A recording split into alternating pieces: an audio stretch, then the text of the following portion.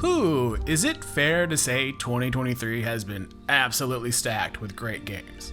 Jedi Survivor, Starfield, Baldur's Gate, Final Fantasy XVI, the Dead Space remake, the RE4 remake, Spider-Man 2 for PS5, Legend of Zelda, Tears of the Kingdom, and a whole ton of others. I can't remember a time like this since the PS4 and Xbox One era. Also, the fact that those consoles are an era now doesn't help with the old boomer feeling. Anyways, this year of excellent games had me thinking and reflecting over these past few years. It had me pondering why it feels that this year was so excellent. So I looked back at 22, and the only games that really stood out to me were God of War Ragnarok and Stray. The same thing with 2021. It Takes Two, Ratchet & Clank, Monster Hunter, and Tales of Arise. During the initial round of pondering and planning for this script, I was ready to blame live service games. So many were canned this year, it was hard not to think about them. Gundam Evolution, Evolve, Paladins on Switch, the crappy Final Fantasy Battle Royale, yes it existed, Apex Legends Mobile, Babylon's Fall, Spellbreak, and a whole graveyard of other live services came to mind. Well, that's part of it, or rather a symptom of why just good games have become more rare over the year. Before I get into what I think the reason is, let's define what just a good game is. Before a Legend of Zelda fan has a hernia and the Baldur's Gate player clutches their Asterian body pillows, let's give a proper definition to what I mean by just a good game. A just good game in this context means a game that lets you experience its mechanics and story without intentional roadblocks or slowdowns via built-in mechanics like microtransactions, time gates, season passes, or other monetary systems that, quote, enhance the experience. Live services suffer from this, but they aren't the only ones. Modern Ubisoft Assassin's Creed games are littered with EXP boosters, weapons, and other pay-for-power items. Even if monetary schemes don't get in the way, bugs, controversy, and platform exclusivity on a half-baked storefront, Epic, are other roadblocks that get in the way of a game becoming just a good game. It is not, however, saying these games have not transcended beyond good into great. It's more of a metric of how accessible the great is. That's a weird sentence, and I am gonna let Eno sort the heck out what I meant.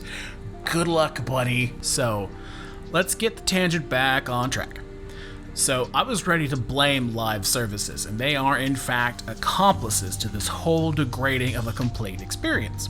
Beginning with Destiny 1, they forced always online, even during single-player story missions, grindy season passes, overpriced cosmetics that used to be things earned in-game, predatory pricing, and convoluted currency systems to hide the actual prices of items, and the homogenization of certain genres. Then with those in place, a lot of them were rushed products with copious amounts of bugs that make Terminix concerned.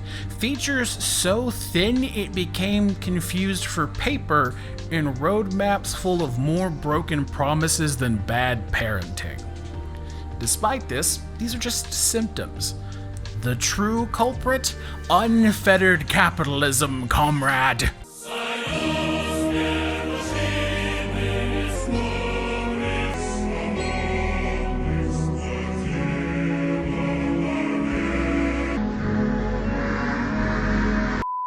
But no, seriously, tech companies are doing what is called in-shitification. Essentially, we are peaking in terms of innovation.